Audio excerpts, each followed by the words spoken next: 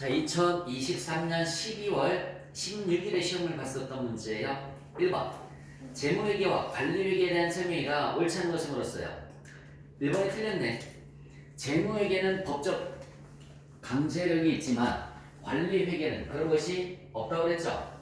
옳지 않은 것은 1번. 2번 재무회계는 일반적으로 인정된 회계원칙에 따라 작성이 되지만 관리회계는 경제, 경영, 통계 등 다양한 정보를 활용해서 작성이 된다. 맞고요.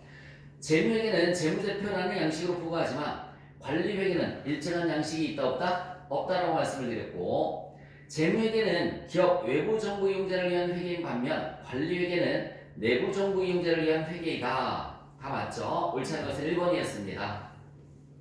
2번 다음 중 정보 이용자 의사결정에 차이가 나도록 하는 목적 적합한 재무 정보에 관련된 설명이다. 옳지 않은 것을 물었습니다. 자, 의사결정에 차이가 나기 위해서는 재무 정보가 예측 가치와 확인 가치 두 가지를 모두 가지고 있어야 된다. 언뜻 보면 맞는 문제 같죠? 왜냐하면 목적 적합성을 부수하는 요소에 예측 가치, 확인 가치가 있다고 했잖아, 이제. 그러니까 예측 가치, 확인 가치 들어갔으니까 언뜻 보면 맞는 문장인데 두 가지를 모두 가지고 있어야 되는 게 아니라 두 가지 모두 있으면 문장이 틀렸다고요. 앞뒤 문장이. 메모 한번 해보세요. 두 가지 모두 있으면, 두 가지가 모두 있으면 의사결정에 차이가 나도록 할 수 있다. 의사결정에 차이가 나도록 할 수 있다. 말 장난하는 것도 아니고, 그지? 1번이 옳지 않은 겁니다. 그러니까 여기 잠깐만. 의사결정에 차이가 나기 위해서는, 의사결정에 차이가 나기 위해서는 예측 가치와 확인 가치 모두 가지고 있어야 된다. 이게 틀린 문장이고, 자, 바꿔서 여기 봐요. 예측 가치와 확인 가치가 모두 있으면 의사결정에 차이가 날 수 있다라는 얘기입니다. 그 문장이 틀린 거야. 중요성은 개별 기업 재무보고서 관점에서 해당 정보와 관련된 항목의 성격이나 규모 또는 이 둘 다의 근거에서 해당 기업의 특이한 측면에 목적 적합성을 의미합니다. 그래서 목적 적합성을 어쨌든 구성하는 요소에 세 가지 있다고 그랬어요. 여기 예측 가치, 확인 가치, 중요성, 이렇게 세 가지가 있습니다. 예측 가치, 확인 가치, 중요성. 예측 가치와 확인 가치 둘 다 있으면 의사결정에 차이가 나도록 할 수 있다. 이게 맞는 문장이라고 그랬고요. 중요성은 그 기업의 특이한 측면의 목적 적합성을 의미한다. 확 줄여서 특이한 측면의, 그 기업의 특이한 측면의 목적 적합성을 의미하는 게 중요성이다. 3번 재무정보가 과거 평가에 대해서 피드백을 제공, 즉 확인하거나 우리 피드백 가치를 확인 가치라만 쓰는 거예요. 변경시킨다면 확인 가치를 갖는다. 맞고요. 재무정보가 예측 가치를 가지기 위해서는 그 자체가 예측치 또는 예상치일 필요는 없다. 예측치가 뭐라고 그랬죠? 여러분 여기 잠깐만. 작년에 재무제표를 봤더니 아이스크림 회사가 5, 6, 7, 8 이때 매출액이 계속 증가했다. 그러면 올해도 나는 그 재무정보를 가지고 올해도 매출액이 증가할 것이다 라는 걸 예측할 수 있어요? 없어요? 있어요. 그 재무정보가 예측치는 아니잖아. 물론 예측치도 있겠지만 실제 데이터가 더 많은 거죠. 그렇죠? 그래서 예측가치의 의미는, 여기 봐요. 예측가치의 의미는 예측치가 아니라 재무정보를 갖고 우리가 어떤 미래의 사건을 예측할 수 있는, 그걸 우리가 예측치다라는 말을 쓰는 거고, 분기보고서를 제출하는 이유가 그걸 확인시켜주는 거죠. 그렇죠? 확인시켜주는, 그게 확인 가치가 되는 겁니다. 여러분 여기 봐요. 날씨가 안 더웠어. 그래서 재무제표 공시된 걸 봤더니 매출이 안 올랐어. 그럼 어떻게 해야 돼? 내가 의사결정을 계속 밀고 나가야 돼? 바꿔야 돼? 의사결정에 차이가 나도록 할 수 있는 게 확인 가치가 되는 거죠. 그죠?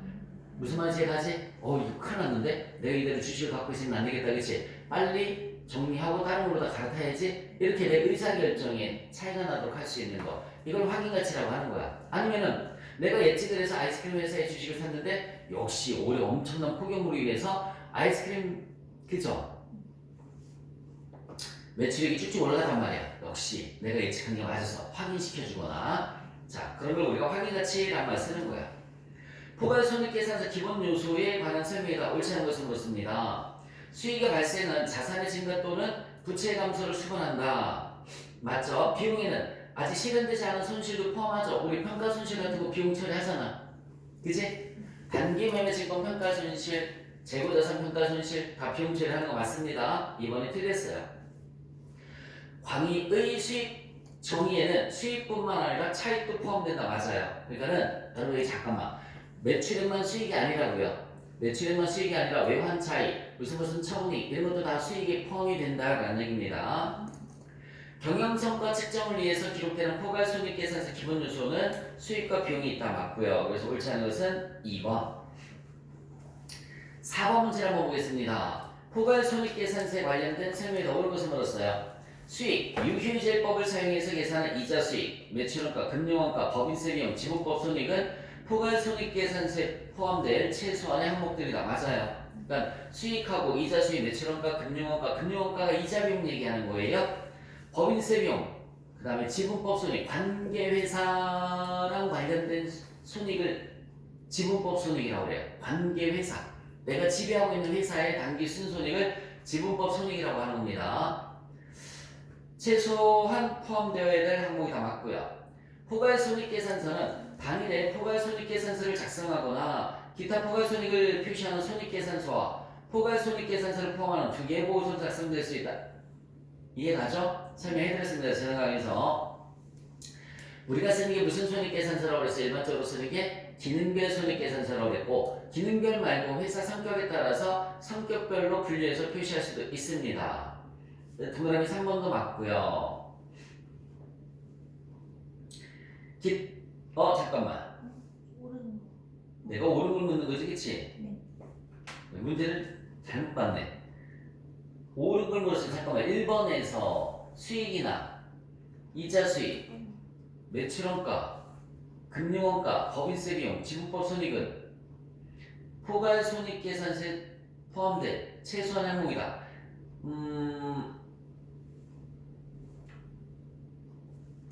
1번 문자에서 뭐가 들어있을까 그러면? 뭐가 빠져야 되지? 이자 수익이 빠져야 되나? 매출원가는 매출원가? 해답이 그렇게 돼. 그래? 매출원가는 빠져도 된대요. 매출원가 빠져도 되고 최소한의 항목이니까.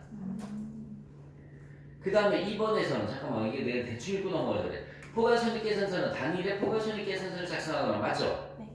기타 포괄손익을 표시하는 손익계산서와 기타 포괄손익을 표시하는 손익계산서가 아니지. 단기 손익을 표시하는 손익계산서와 포괄손익계산서, 기타 포괄손익을 표시하는 포괄손익계산서 이렇게 두 개의 보고서로 작성될 수 있는 거라고 그랬죠, 그렇죠? 3번은 수익을 표시할 때는 기능별로 분류하거나 성격별로 분류해서 표시해야 된다. 수익이 아니라 해설이 뭐라고 나와서 비용이라고 나와 있나? 그렇죠? 비용을 표시할 때 기능별로 표시하거나 성격별로 분류해야 된다. 이렇게 나왔었어야 되는 거고. 내가 무슨 생각을 하고 한 거야, 그치? 1, 2, 3번은 그렇게 다 틀렸어요. 4번에 기타 포괄손익 항목은 관련 법인세 효과를 차감한 순액으로 표시하는 방법과 지난번에 설명했었죠, 그렇죠? 기타 포괄손익 항목과 관련된 법인세 효과를 반영된 금액으로 표시하고 각 항목들에 관련된 법인세 효과를 단일 금액으로 합산해서 표시하는 방법을 선택할 수 있다. 4번이 맞는 문장이에요. 재평가 이용은 갖고 설명했었잖아요, 그치? 재평가 이용은 갖고 이용범주의 부채를 차감한 순액으로 표시할 수도 있고 총액으로 표시할 수도 있다라는 거 설명을 해드렸습니다. 4번이 옳은 거고요. 5번 수정을 요하는 보고기간 후 사건에 해당하지 않는 것을 물었습니다. 여러분 이거는 자 1월 1일부터 12월 31일이 있어요. 2024년 그리고 2025년이 있어요. 그러면 1월 1일부터 12월 31일이 있습니다. 2024년에 재무상태표를 작성을 할 때 2024년에 재무상태표를 작성할 때 여기 뭐가 들어갈까? 자산, 부채, 자본이 들어갈 거야. 맞아요? 몇 월 며칠 것까지만 들어가는 거야? 12월 31일 것까지만 들어가는 거지? 근데 지금이 몇 월이라고 그랬지? 진짜 3월이라고 그랬죠? 그리고 여기 잠깐만요. 2025년 2월에서 3월 사이에 2월에서 3월 사이에 이 재무제표가 작성이 되는 거라고요. 1년 동안의 자료를 갖고 2월에서 3월 요 사이에 재무제표가 확정이 된단 말이야. 재무제표가 확정이 돼요. 여기 들어가는 현금은 몇 월 며칠의 현금이니? 3월의 현금이 아니라 12월의 현금이지, 그치?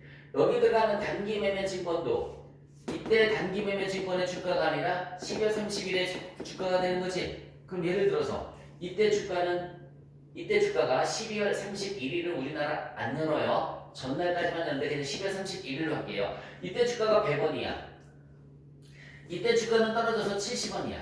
여기 얼마 들어가야 될까? 100원이 들어가야 될까? 70원이 들어가야 될까? 그래도 100원이 들어가야 된다는 얘기예요. 주가가 떨어지고 올라가는 것은 수정을 요하는 사건이 아니라는 얘기입니다. 다시 한번 얘기해 줄게요. 주가가 떨어지고 올라가는 것은 수정을 요하는 사건이 아니야. 그냥 종가로다가 들어가는 거야. 이해가세요?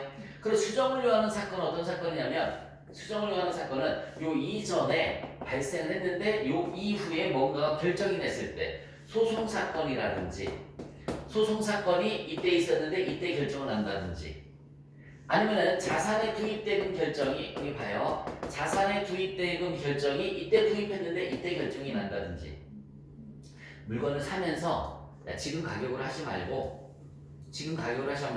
5년 뒤에 가격으로 주고받자 이렇게 했다든지 내년 가격으로 주고받자라고 한다든지 그래서 자산을 구입했는데 이때 결정을 한다든지 이런 것들은 수정을 요하는 사건이 되는 겁니다.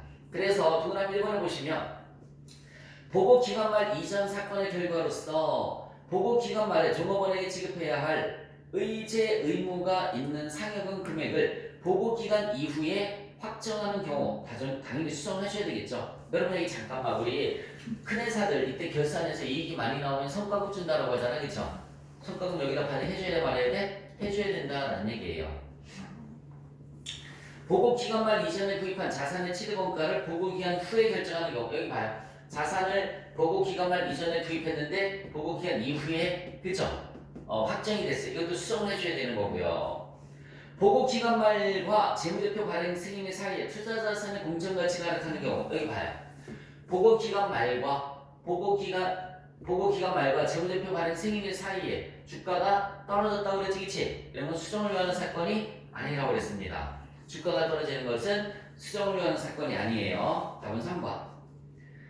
자, 동그라미 4번에 보시면 보고기간 말에 존재했던 현재 의무가 보고기간 후에 소송사건의 확정에 의해서 확인되는 경우 여기 봐요. 소송사건이 이전에 발생했다가 요 중간 사이에 확정이 되는 거예요. 다 재무제표에 반영을 해줘야 된다. 그런 표현했습니다. 답은 몇 번 그래서? 3번에 주가 하락은 투자자산 공정가치 하락은 수정을 하면 안 된다.